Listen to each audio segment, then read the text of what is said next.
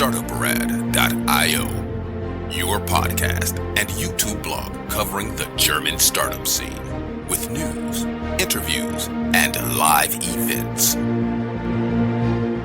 Hello and welcome everybody to this month in German Startups June 2020 edition. Today we are going to talk about German startups in the process of producing vaccines for COVID-19, the potential accounting fraud at Wirecard, startups in Frankfurt, Munich, Cologne and Berlin, and the 110th birthday of Konrad Zuse, the inventor of modern-day computer. Welcome to this month in German Startups by Startuprad.io in a transatlantic news recording with Chris from New York. Hey Chris, how you doing? I am doing great. Let's go. Yeah, it's true. There was honking, there were sirens already. I can't promise anything. We'll see.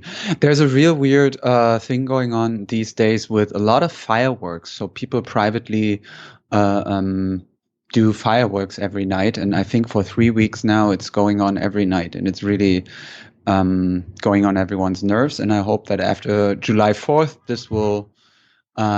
there will be less fireworks. Anyway, looking at Germany and the startups. First and foremost, Germany has summer. You see here, short sleeves, which Christian also has. We are right now at 81 degrees Fahrenheit, which is, I have to look it up again. 27 degrees Celsius. Yeah, right. Too many tabs open here in my browser. Thank you, Chris. Let's get down to business. If you are new to our podcasts, we are wrapping up the startup news of the German-speaking area in a monthly recording from Frankfurt and New York. You can reach out to us with our audience survey or just say hello. You can reach the hosts. And remember to like and subscribe here on YouTube or wherever you are listening to this audio podcast or watching it. With a bit of luck, you will be the 210,000 subscriber to our audio podcasts. We are now on Patreon. If you like what we are doing, consider to support us. Our enabler. This recording was made possible by Hessen Trade and Invest. Learn more about our enabler here at invest-in-hessen.com. We are running a podcast together with them called Tech Startups Germany by Startuprad.io. You can find the options here to subscribe.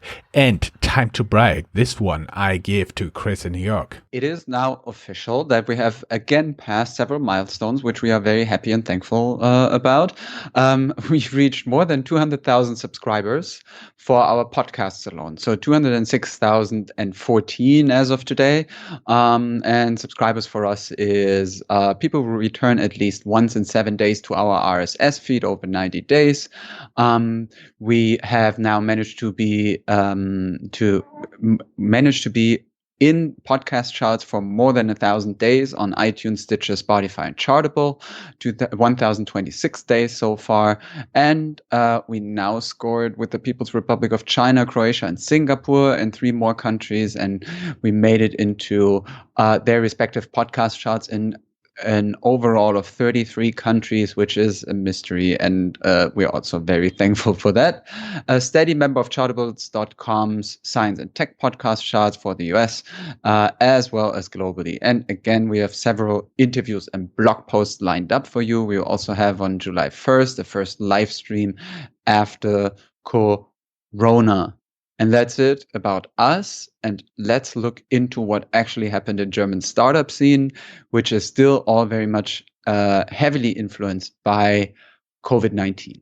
Yes, exactly. There was a great handover. Coronavirus, COVID-19. There's a survey. 80% of Berlin-based startups see their very existence threatened by the coronavirus. In other news, CureVac is the first German biotech to receive a direct investment from the German government, an astonishing 300 million euros. The reason behind is the Trump administration. You can learn more in our blog post how this unfolded. And of course, I have to ask Chris how this was seen or read in the US news. Well, I mean, actually, the story then that now the Germans actually bought a share, and I think the share leads to like 21 or 23% or something. So it's not a share with veto powers, but yeah, there was this wild thing that actually Trump wanted to have a say in the company, but then the company didn't. I mean, I think still with all these companies, you have to be cautiously optimistic or very cautiously optimistic because there are now so many in the field trying to come up with vaccines. It will obviously be very profitable for whoever makes it. But yeah, CureVac is now the one that Germany bets on. There are others in other German countries and even Europe sometimes bought shares or sometimes subsidizes some of the companies. The US hopes for ones too, and yeah, and we will see how it goes. I mean, if you look here at the leading epidemiologists like Fauci, etc., they are still very much hopeful that probably the vaccine might be there early next year. So we basically made it halfway through. That would be great. On the other hand, one has to see and say that a vaccine is only helpful as long as the virus does not mutate. But I hope that there will be a lot of companies who make a breakthrough, because that would mean very cheap vaccinations. CureVac is actually only the second company in Germany that started with trials on humans. Mindspace BioNTech, we talk about them frequently, are the first company in Germany to start human trials for corona vaccination. You can read more in the link down here. Top news this month in Germany: Wirecard. Wirecard is a company processing payments. The company works as an intermediary and guarantor between buyers and sellers and takes commissions on all transactions. They have about 5,000 employees and actually replaced Commerzbank. We'll talk about them later. In DAX 30, Germany's leading equity index, you can compare it to Dow Jones Industrial Average. They are also the first fintech ever to make that leap. The big problem is now that there are accounts missing which should hold 1.9 billion euros in cash. So these 1.9 billions are in their balance sheet, but they probably basically don't exist. You can read more and learn more in our special. Whew, that was a lot. Chris, you got some news from the ecosystem? Yeah, and it's definitely a wild story because Germany takes such great pride in being the fintech startup country. So this will be a scandal that will be on our minds for quite some time, I think, until everyone finds out what actually happened there. We will keep you posted, I would say. Moving on to the ecosystem in Germany. So VC investments, or in that case worldwide, actually, VC investments have declined by 20% worldwide due to corona crisis, says the latest report of Startup Genome. We have a link for that in our show notes. And taking a closer look at Germany, there are approximately 900 fintech startups in Germany, of which almost 35% are headquartered in Berlin. Number 2 is Hamburg and Frankfurt. They're both in second place with 10.6% each of the fintechs. Which is actually quite interesting because probably you could say that with legacy finance, obviously, Frankfurt is the capital of Germany, but we see that it's a bit different probably in the startup world with the companies now coming up there. We also found out some study or learned about some study about ride pooling services, which in Germany are not looking that good. And Corona also does not help here, obviously. With a few exceptions, no service providers generates profits, and many backers may reconsider after the crisis. So I think a piece of information that's needed to understand this here is that in Germany, the taxi driver lobby or taxi drivers license owners lobby is relatively strong. And actually, in many cities, there were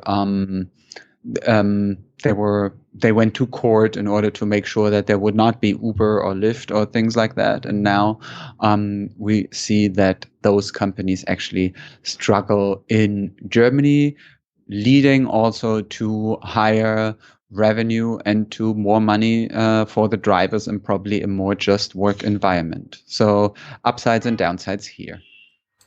Let's talk a little bit about the hubs, right? First, start with Frankfurt. Commerzbank, yes, the one who got kicked out of DAX by Wirecard we talked about before, is not really known across Germany as a big fintech investor. But this story tells how they invested in Marketa via Commerz Ventures. They invested in a 25 million round and now own, yes, there's some guesswork involved here, approximately 3.5% of the company, now valued at astonishing 4.3 billion US dollars, which leads to their share being valued at approximately 150 million euros, which assumes they did not sell any shares in the meantime. How this happened, you can read here in the news. By the way, the article is in German only. Brighter, a software toolbox with locations in Frankfurt, Berlin, and London, raises 14 million euros. Actually, one of the founders, who is based in Frankfurt, is a former founder of the ride-sharing app Flink. There are the guys from Wingcopter. They got awarded as technology pioneer by the World Economic Forum. They're doing good work, and they have drones which deliver pharmaceuticals, blood samples, and so on and so forth for medical purposes across the world. And they're working very strongly in developing countries, and they're doing a very good job. Keep up with your good job, guys. Aachen-based UZE Mobility. UZE Mobility naps 7.2 million for a responsive vehicle attack. And in Munich, we have a new unicorn. A German flying taxi startup joins Unicorn Club with a new funding, right? And the startup is of course Lilium. Sorry. Let me get back here to my news. Here's my window. And last but not least, Cologne. Ford-owned spin scooters head to Europe, starting in Germany with Cologne, Essen, and Dortmund. And for this a little bit strange decision, you have to know that Ford actually has a factory in Cologne, and they have their German headquarters in Cologne as well. Whew, there was a lot of hub speak here. Chris, can you do some company speak for us? Yes, looking at some specifics about some of the companies. So, for example, we had a little data breach scandal. Researchers found exposed data of millions of users of Berlin-based quiz app TV Smiles, where users can earn digital currency in exchange for engaging with branded content like quizzes, apps, and videos. Some more details are in a link in our show notes. It's a report on TechCrunch. Then Klarna, another company doing financial transaction management, partners with Raisin to open savings accounts in Germany. You can learn more about Raisin in our interview, which is also linked in the show notes. Then we have former Rocket Internet managers, who started 468 Capital, a 170 million euros deep tech venture capital fund. And there is still life in the German-speaking startup scene. Proof here there are some venture capital investments that we learned about in the past couple of weeks. So Homeday raises 40 million euro from Axel Springer and others for a hybrid real estate brokerage service.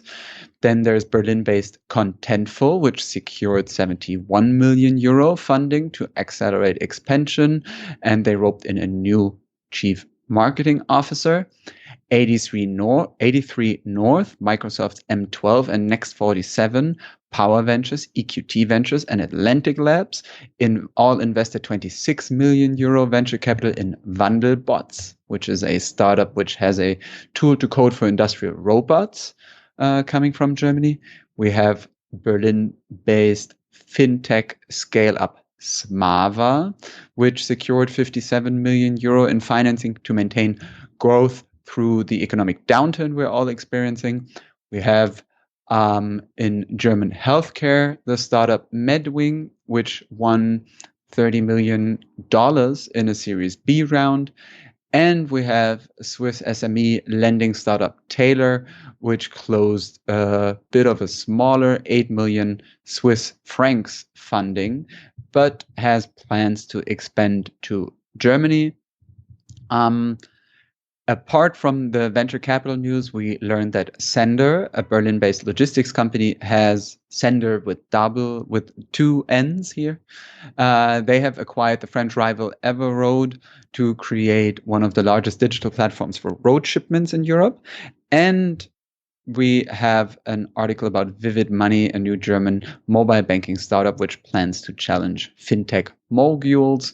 An article from Silicon Canals is also linked in our show notes. Now, back to you.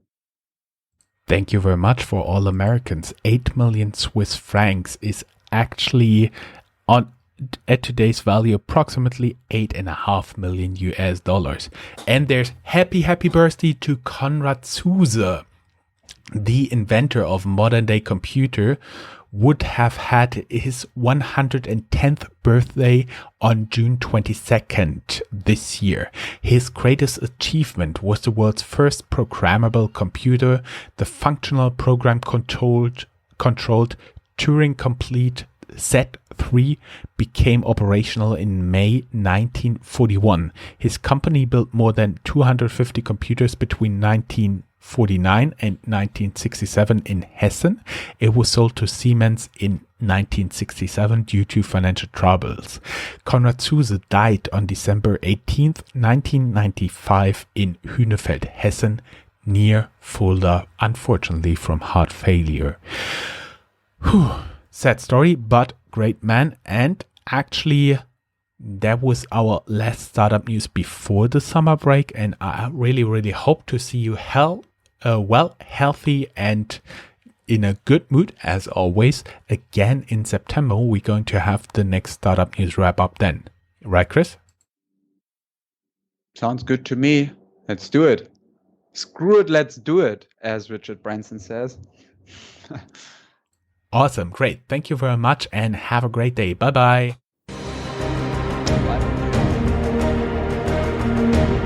That's all, folks. Find more news, streams, events, and interviews at www.startuprad.io. Remember, sharing is caring.